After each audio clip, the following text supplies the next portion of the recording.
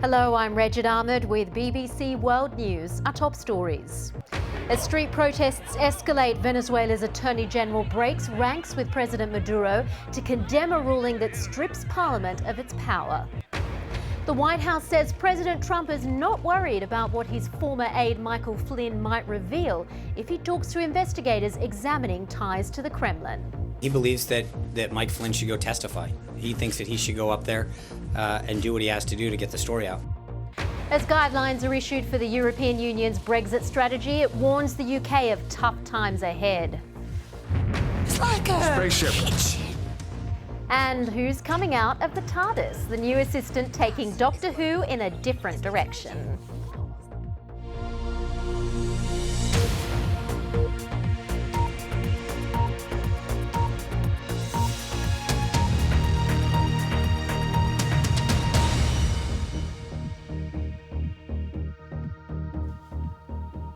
Hello and welcome.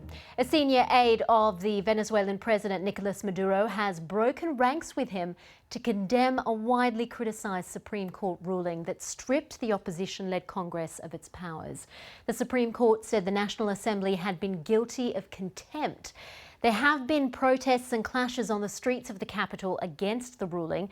The Attorney General of Venezuela, Luisa Ortega, described the ruling as a violation of constitutional order. Well, the controversial decision by the Supreme Court has effectively made President Maduro assume the powers of the National Assembly. But criticism of the move has echoed across the border. Colombian President Juan Manuel Santos called for the international community to intervene.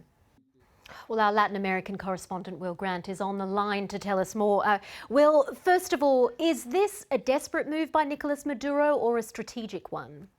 It's certainly a bold one, isn't it? It's hard to say at this stage whether or not this is something that is working out as he hoped, if this is indeed something he specifically ordered, or if it's sort of beginning to backfire, as you pointed out in your introduction. Certainly the normally very loyal Attorney General spoke out against it, and when I lived in Venezuela, she never spoke out against decisions by Hugo Chavez. So certainly the opposition and a lot of analysts are suggesting that indicates some kind of split at the top of Chavismo, the political movement of Hugo Chavez's supporters. Whether or not that's the case is a bit hard to know, but certainly I don't think this decision has full backing across the board, not by any stretch of the imagination. Well, we're just seeing pictures of some of the protests on the street. Do we know who is out protesting? Are they for the opposition, or is this a new crowd of people who are generally unhappy with what's happening in the country? Oh, well, I've been hearing that by and large these are student protests at this stage, sort of sporadic skirmishes and clashes with the security forces and with the police in various parts of Caracas. At this stage it is just that, skirmishes and sort of small level clashes, and certainly many Venezuelans hope that it doesn't spiral any further out of control than that. Obviously there is a precedent for these sorts of moments. In recent Venezuelan history, as recently as 2014, there was some very large-scale demonstrations about the difficult and complex political crises, and that resulted in deaths on both sides. So a lot of Venezuelans are hoping that that kind of situation could be avoided. Will Grant in Havana will certainly keep across the developments in Venezuela. Thank you very much for your time.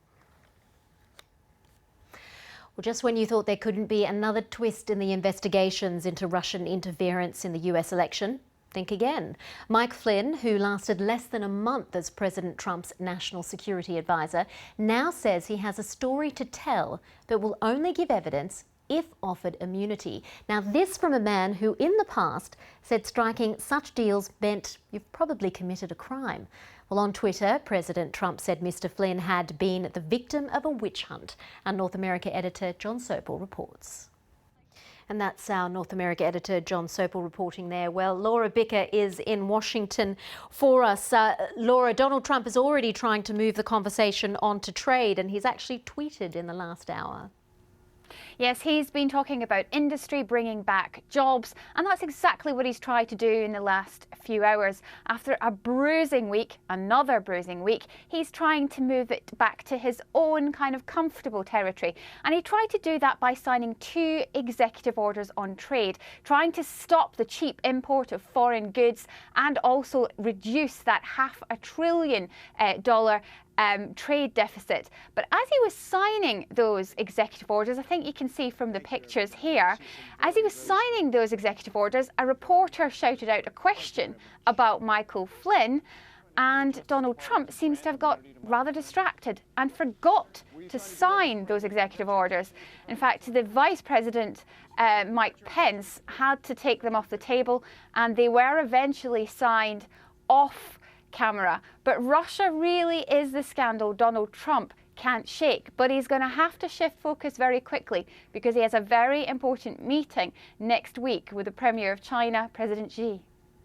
Yes, he didn't quite move the conversation on in the way that he thought, but these meetings with the Chinese president are going to be quite crucial. What do we think will come out of them? Well, when he was on the campaign trail, Donald Trump made it very, very clear he wanted better trade deals. And when it comes to trade deals, he feels he's in the correct position, being a businessman, to do that. So he's looking to negotiate better deals with regards to China and to stop American companies going to China to manufacture cheap goods. Now, that's not really going to be in China's interest, so there's going to be a real problem there as well.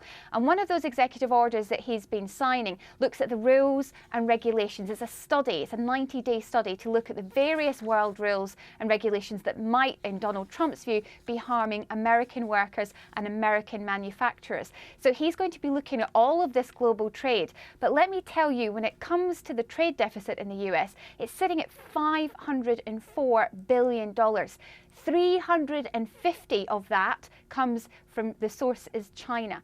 So when it comes to the trade deficit and when it comes to making those deals, Donald Trump is going to take a hard line, and President Xi is not going to be a walkover. Laura Bicker in Washington, thank you very much for that. Well, let's go to other news now. At least 24 people have been killed and more than 70 injured in a blast outside a mosque in northwest Pakistan. The explosion happened in the city of Parachinar, a mainly Shia Muslim area on the Afghan border. Reports say a car packed with explosives was left near the woman's entrance of the mosque.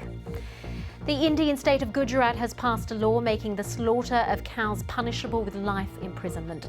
Under the new law, India's strictest ever on the issue, those who commit such an offence will not be allowed bail.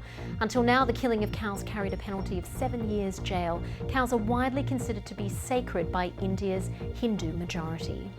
And new laws have come into force in a western region of China, with authorities stepping up their campaign on what they regard as Islamist extremism. Measures include a ban on Muslim ethnic Uyghurs wearing veils in public places or growing long beards. Authorities in Europe and Australia have announced a sweeping tax evasion probe. There have been a series of internationally coordinated raids in several countries, including Britain, France and the Netherlands. Dutch investigators said they'd received information about some 50,000 suspect accounts at a Swiss bank. They've reported the seizure of paintings, a gold bar and jewellery, and had arrested 2 people. The authorities haven't named the bank, but Credit Suisse of Switzerland said its offices in London, Paris and Amsterdam had been contacted.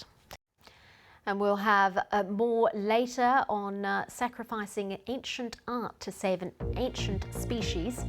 How much will China's efforts help the African elephant? We have a special report from Beijing.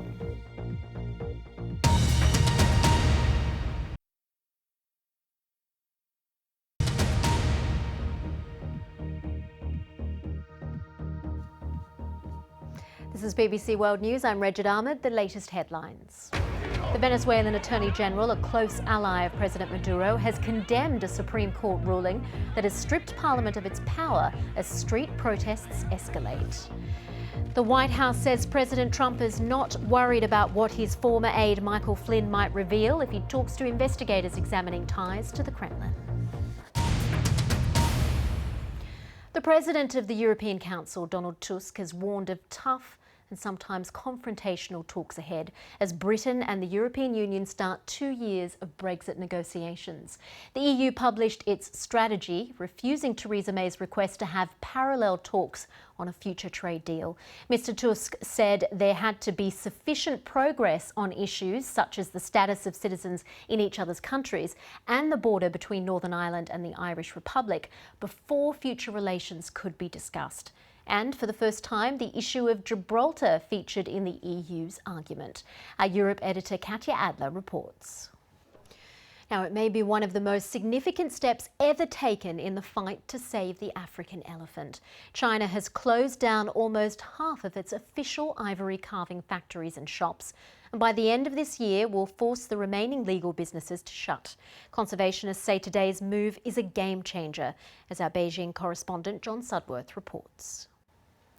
Now, a bold advertising campaign has been launched in Mexico City to raise awareness about sexual harassment on subways. Videos of the campaign showed riders' reactions to a seat moulded in the shape of a nude male body with a prominent penis. Most of the men who tried to sit on these seats were surprised or uncomfortable. Beneath the seat, a sign reads, "It's unpleasant sitting here, but it's nothing compared to the sexual abuse women experience on their commute every day." The UN says that 9 out of 10 women in Mexico City have been subjected to some type of sexual abuse riding the subway. Well, let's get some entertainment news now. The 10th series of Doctor Who begins next month, and the Time Lord Peter Capaldi will be joined by a new companion. Pearl Mackie, best known for her theatre roles in London's West End, will be taking on the role of Bill, the first gay assistant in the show's history. She's been speaking to our entertainment correspondent Lizo Mazimba about on-screen diversity in one of the TV's biggest family shows. American actress Pamela Anderson became a little camera shy when asked about a rumoured romance with WikiLeaks founder Julian Assange. The former Baywatch actress has been seen visiting London's Ecuadorian embassy, where Mr. Assange took refuge to avoid extradition to Sweden over rape allegations. Much more coming up on BBC World News. See you soon.